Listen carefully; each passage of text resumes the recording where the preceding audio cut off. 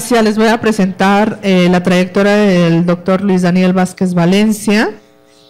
¿Sí gusta? Adelante, gracias. Muchas gracias. Dice, es doctor en Ciencias Sociales con mención de Ciencias Políticas por la Flaxo México y tiene estudios en Derecho, Ciencias Políticas y Sociales, Sociología Política. Actualmente se desempeña como profesor investigador de la Flaxo México y es miembro del Sistema Nacional de Investigadores de CONACYT. Sus temas de investigación incluyen la teoría jurídica del derecho internacional de los derechos humanos, los estudios sobre democracia, derechos humanos y mercado, y la relación entre corrupción, impunidad y derechos humanos. Entre sus últimas publicaciones se encuentran el test de razonabilidad y derechos humanos, instrucciones para armar del Instituto de Investigaciones Jurídicas de la UNAM del 2016, y Derechos Humanos y Restricción, los dilemas de la justicia, así como las coordinaciones de los libros de Derechos Humanos y la Violencia, Estado, Instituciones y Sociedad Civil. Entre el pesimismo y la esperanza, los derechos humanos en América Latina y de la democracia liberal, de la soberanía popular y derechos humanos y transformación política del contexto de violencia de la Flaxo México. Muchísimas gracias, doctor, por estar acá. Lo escuchamos.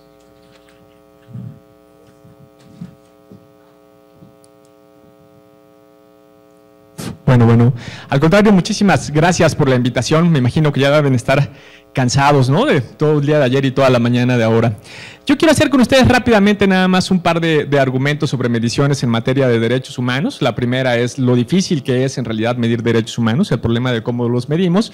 Y el segundo punto será a qué tipo de indicadores creo yo habría que darle un poco más de atención o ponerle un poco más de atención en las mediciones en materia de derechos humanos. En torno a cómo medir derechos humanos, lo que nosotros estamos mirando ahí, híjole, creo que no se alcanza a ver muy bien, pero bueno, es el conjunto de obligaciones que integran cualquier derecho humano, el derecho a la salud, el derecho a la educación, integridad personal, derecho a la vivienda, etcétera, etcétera. Está integrado por un conjunto de múltiples obligaciones en materia de derechos humanos. Si nosotros no lo tomamos en serio, lo que tendríamos que hacer es construir todo un set de indicadores, un índice con un conjunto grande de indicadores que nos permita ver, por ejemplo, las 4 obligaciones principales: garantizar, respetar, proteger, promover, pero que nos permita mirar no solamente esas 4 obligaciones, sino que nos permitiera también identificar los elementos institucionales de cada una de esas obligaciones: accesibilidad, asequibilidad, calidad, en fin, varias de esos elementos. Entonces, si nosotros quisiéramos medir cada derecho humano, tendríamos que medir todas y cada una de sus obligaciones y construir con ellos un índice. Hay derechos humanos que tienen tal nivel de desarrollo que pueden tener cientos de obligaciones. Entonces, medir en su totalidad un derecho humano es muy difícil, no es prácticamente imposible. Y aquí el primer punto. Por eso es que yo lo llamo cómo pasamos de los fractales a los proxies. Un derecho humano tiene una forma de fractal, porque son justamente cientos de obligaciones lo que integran cada uno de los derechos humanos. Nosotros difícilmente vamos a medir el derecho humano en su totalidad. Entonces, lo que normalmente hacemos es utilizar proxies, es decir, utilizar algunos de los elementos únicamente que integran ese derecho humano, y por eso es que hay que tener cuidado con 2 puntos. El primero, en realidad nunca estamos midiendo un derecho humano en su totalidad, entonces hay que tener cuidado cuando afirmamos si se cumple o no se cumple, por ejemplo, el derecho a la vivienda, el derecho de los pueblos a la propiedad de sus tierras, en fin, tenemos que tener cuidado porque no estamos midiendo la totalidad del derecho. Y luego tenemos que decidir cuáles serían los proxies que nos podrían ser más útiles para pensar cada uno de esos derechos. Más complicado se pone aún cuando lo que pensamos no es únicamente cómo medimos un derecho humano, sino cómo pasamos de la medición de un derecho a la medición de la perspectiva de derechos humanos, que son las franjas en azul que se ven en una orilla y que atraviesan el conjunto de obligaciones. De la misma forma que no es lo mismo los derechos de las mujeres que la perspectiva de género, no es lo mismo los derechos humanos que la perspectiva de derechos humanos. La perspectiva de derechos humanos supone un montón de otras cosas, supone sí las obligaciones en materia de derechos humanos, pero como se mira en las franjas, bueno, si es que se alcanza a mirar un poco en las franjas azules, es que saben que hay que darle otro clic, ¿no? Como se mira en las franjas azules, la perspectiva de derechos humanos supone otro conjunto de cosas, ¿no? Supone también, por ejemplo, la perspectiva de género, supone la perspectiva de igualdad y no discriminación, supone también que haya, por ejemplo, participación en las decisiones políticas vinculantes, coordinación interinstitucional, transparencia. Entonces, si vamos a medir algo más que el derecho humano, si vamos a medir además la perspectiva de derechos humanos, necesitamos, como ven, muchos otros indicadores. Entonces, lo primero importante es que tenemos que pensar exactamente cuáles son las obligaciones a las que les vamos a dar prioridad. Porque lo que sucede, como explicaba hace un rato, es que puede suceder que en cada uno de los derechos estos se multipliquen, más bien las obligaciones se multipliquen de forma fabulosa.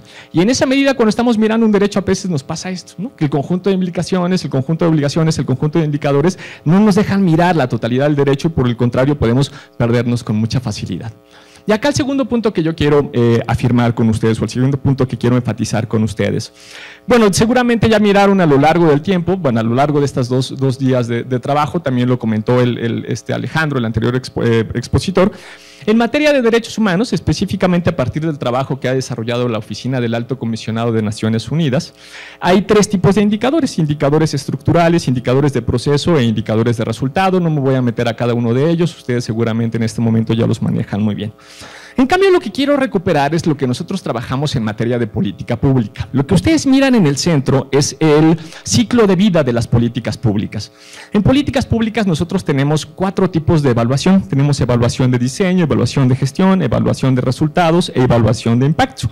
Para explicar rápidamente, las dos últimas para mí son las más importantes. La primera tiene que ver con, justamente con el diseño de política pública, la segunda con la gestión, ¿no? Si se están cumpliendo con los parámetros esperados de eficacia, eficiencia, economía, productividad, etcétera, etcétera. Pero las de resultados y las de impacto son muy importantes cuando pensamos evaluación en materia de política pública. Lo voy a hacer con un ejemplo muy sencillo, ¿no? Oportunidades, Prospera, todos los programas que en general lo que tienen es una transferencia condicionada de dinero, normalmente lo que miden son dos cosas distintas: los resultados y el impacto. Lo que se esperaba en ese tipo de programas que tenían transferencias condicionadas es que lo que se iba a romper era la brecha generacional de la pobreza. Es decir, no es que inmediatamente la familia que recibe el recurso va a salir de la pobreza, eso no se esperaba, pero sí se esperaba, y por eso las obligaciones, que en la medida que esa familia llevara a los niños a la escuela, llevara a los niños a una revisión de salud cada determinado tiempo, esos niños con el paso de los años se iban a convertir en adultos con más capacidades, con mejor educación, con más salud, que en consecuencia iban a tener mejores empleos y por ende iban a salir de la pobreza. Lo que se iba a romper, se esperaba con ese tipo de programas, era la brecha generacional de la pobreza, ¿no? Que ya no tuviéramos esa brecha generacional de la pobreza. En la medida que en México esos programas tienen ya muchos años, más de 20, ya pudimos hacer las primeras evaluaciones tanto de resultados como de impacto. Los resultados esperados, como contaba hace un rato, pues es que los niños tuvieran más salud y más años de escolaridad. Y los resultados, eso efectivamente pasó, ¿no? La primera generación de los niños que estaban en estos programas de transferencias condicionadas, efectivamente son niños más, bueno, ahora adultos más saludables y adultos que tienen más escolaridad con respecto a sus padres. Sin embargo, el programa no tuvo el impacto esperado, es decir, esos niños de la primera generación, ahora adultos más saludables, con más años de escolaridad, siguen siendo pobres, ¿no? Entonces ahí podemos mirar la diferencia entre los resultados, se cumplen los resultados del programa, pero el impacto, ¿no? No se tiene el impacto esperado, no se rompe la brecha generacional de la pobreza. Ahora decimos nosotros, pues migrantes, y también tenemos pobres más educados, más saludables, ¿no? Mejor preparados para transitar rumbo a Tamaulipas, etcétera, etcétera, ¿no? Justamente eso es lo que nosotros tendríamos que estar midiendo, porque en el marco actual en el que nos encontramos en materia de política pública, en particular de política de derechos humanos, el ciclo en el que normalmente estamos es un ciclo que yo llamo de negación, simulación, corrupción e impunidad. Entonces, cuando nosotros decimos que hay una sistemática violación en materia de derechos humanos, normalmente lo que nos contestan es un montón de presupuesto en el que efectivamente se gastan, y efectivamente México gasta mucho presupuesto en materia de derechos humanos, el montón de acciones que se hacen en materia de derechos humanos, el montón de actividades, pero en lo que nos ponen poca atención normalmente es en el impacto. Entonces, si tuviéramos que decidir qué es lo que queremos mirar cuando estamos viendo específicamente políticas públicas en materia de derechos humanos, lo que tendríamos que mirar es precisamente ese impacto. El impacto real de las intervenciones del Estado, el ejercicio efectivo de los derechos humanos de las personas. Ahí es donde tuviéramos que tener el ojo. ahí es donde prácticamente no tenemos indicadores. Tenemos muy pocos indicadores de impacto, tenemos muy pocos indicadores de resultado en términos de la Oficina del Alto Comisionado de Naciones Unidas. Eso es lo que tendríamos que estar viendo. No tanto cuánto presupuesto se gasta, sino si el gasto en ese presupuesto tiene efecto o tiene impacto efectivo en el ejercicio de derechos. No tanto cuántas acciones se hacen, sino si esas acciones tienen impacto efectivo en el ejercicio de derechos. No tanto cuántos programas de política social hay, sino si esos programas específicamente tienen impacto en los distintos derechos económicos y sociales, por ejemplo. Ahí es donde tendríamos que hacer el énfasis. Con esto lo que quiero hacer ahora es poner simplemente un par de ejemplos.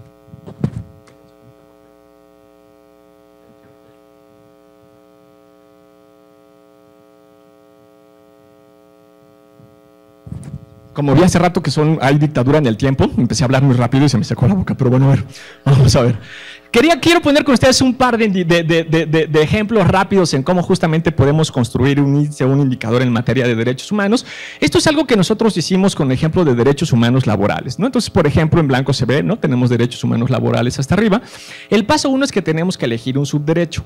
Cada derecho tiene un conjunto de subderechos, ¿no? Por ejemplo, el derecho a la salud tiene pues derecho de acceso a medicinas, derecho de acceso a médicos, derecho de acceso al instrumental o derecho de acceso también a los elementos hospitalarios de primero, segundo, tercer nivel, en fin, ¿no? Cada derecho tiene un conjunto de subderechos. Los derechos humanos laborales también suponen un conjunto de subderechos, el derecho al empleo, derecho al salario digno, derecho a la huelga, ¿no? Derecho a tener sindicato. Entonces nosotros elegimos primero un subderecho, en este caso es el derecho al empleo, y dentro del derecho al empleo lo que tenemos que pensar es construir la obligación, en este caso, ¿qué obligación es la que nos interesa? Recuerden que tenemos 4, garantizar, respetar, promover y proteger. Entonces elegimos una, yo elegí, por ejemplo, garantizar un empleo.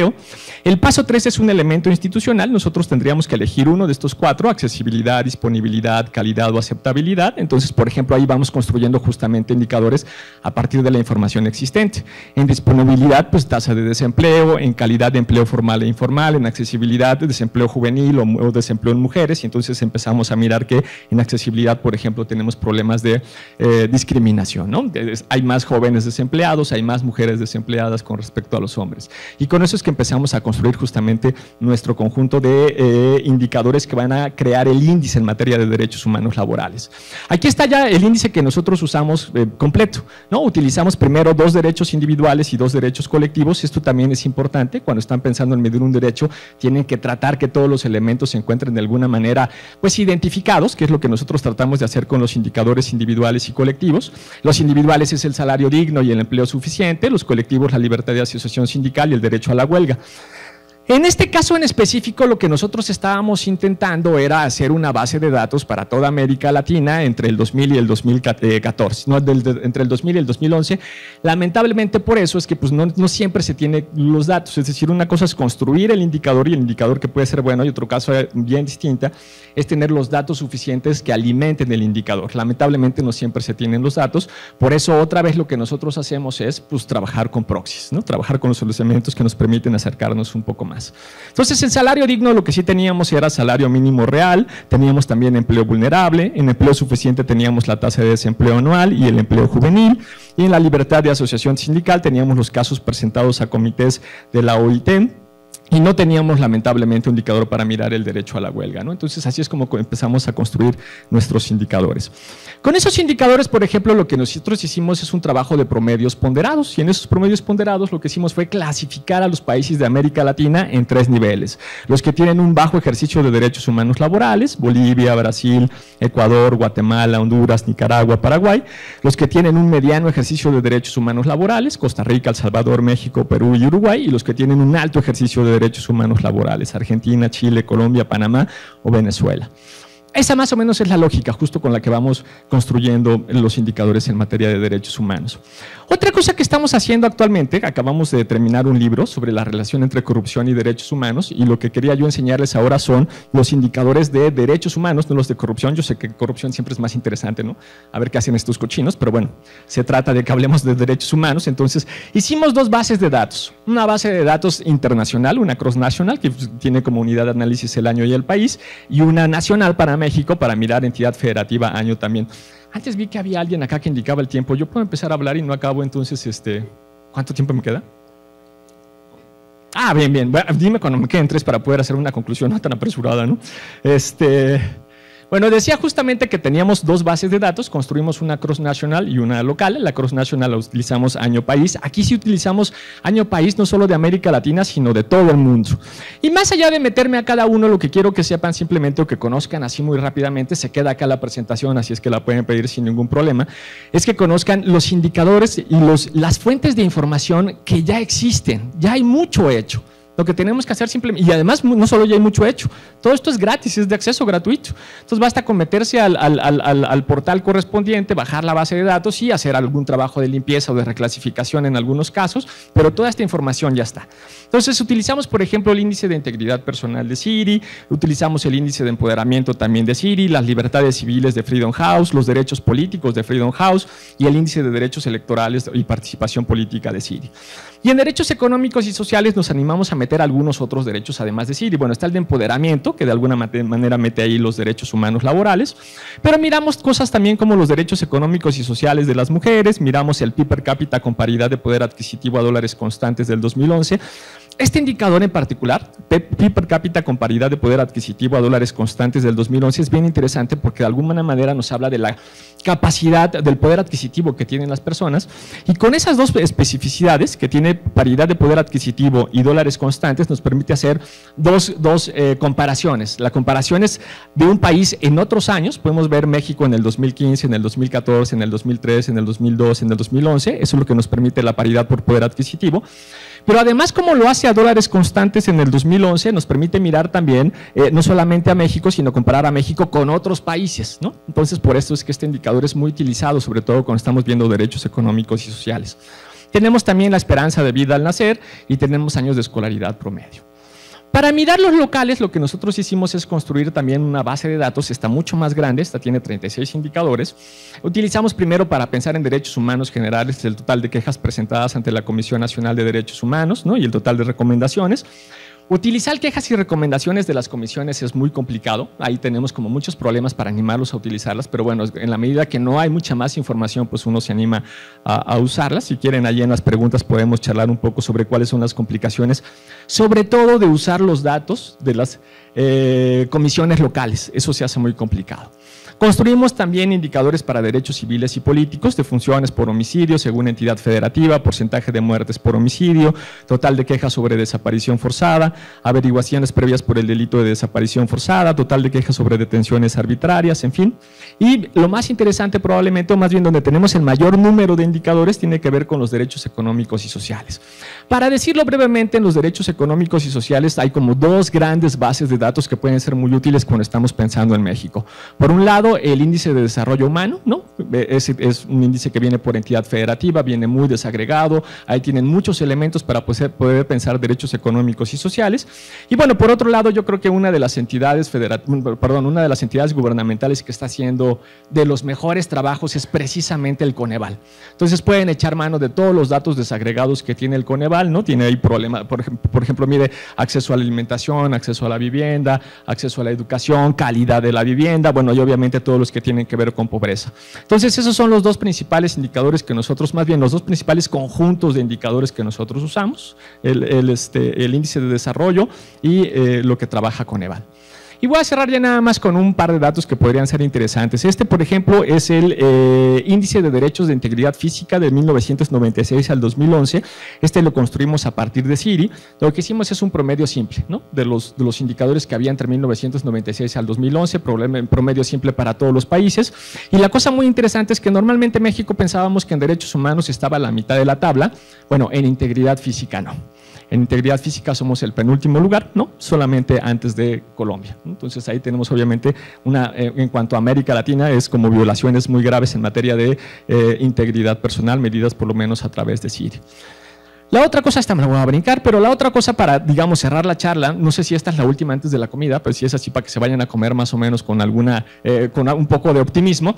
Esta sí es una correlación, una regresión logística que nosotros hicimos entre corrupción y PIB. y PIB per cápita con paridad de poder adquisitivo de la corrupción. Y de las cosas que me interesa que miren es lo siguiente, lo que se mira en esta línea, en orden del 0 al 100, es precisamente la corrupción.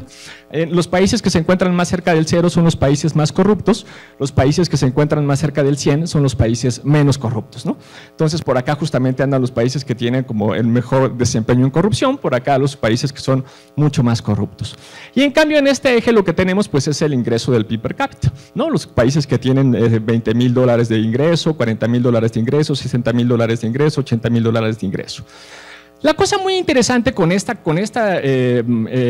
gráfica en específico es esta línea roja. Lo que nos dice esta línea roja es el impacto que la corrupción tiene en el índice de ingreso, ¿no? Obviamente tiene muy bajo impacto cuando llegas hasta casi los 35, 37 puntos de corrupción. Cuando llegas a los 35, 37 puntos de corrupción, prácticamente no tienes ningún impacto, ¿no? Los países no necesariamente tienen un mayor o un menor ingreso, pero una vez que pasas este umbral, una vez que pasas el punto 37, en corrupción, conforme mejores en corrupción, conforme haya una buena política anticorrupción, haya menos políticos transas, haya menos problemas de captura estatal, etcétera, etcétera, el impacto es muy importante en materia de ingreso, ¿no? Los países van mejorando de forma constante. En específico, cada 10 puntos suponen $7,500 en PIB per cápita, ¿no? Si nosotros mejoráramos 10 puntos de un año para el otro, nuestro PIB per cápita podría crecer hasta $7,500. Ustedes ahora se podrán preguntar, bueno, ¿y cuál era la noticia optimista, ¿no? en todo esto? Bueno, la noticia optimista es la siguiente, es el lugar en donde se encuentra precisamente México. México se encuentra aquí, en donde están unidas la línea punteada, ¿no? Y la otra línea, la línea negra. En el 2014 nosotros teníamos un CPI de 35 puntos con un PIB per cápita de $16,285. ¿Qué quiere decir esto? Que si en este momento nosotros empezamos a hacer una buena política anticorrupción que tenga un impacto, nos encontramos justo en el momento, justo en el punto de la gráfica en el que vamos a tener el mayor nivel de ganancia, en donde efectivamente vamos a tener el mayor nivel de aumento. Entonces esto es muy importante para pensar lo que estamos discutiendo ahora, ¿no? El Sistema Nacional Anticorrupción, la Fiscalía Especializada, o más bien el Fiscal Especializado contra la Corrupción y en general todo el trabajo de la Fiscalía General, ¿no? Yo por aquí pararía. Muchas gracias.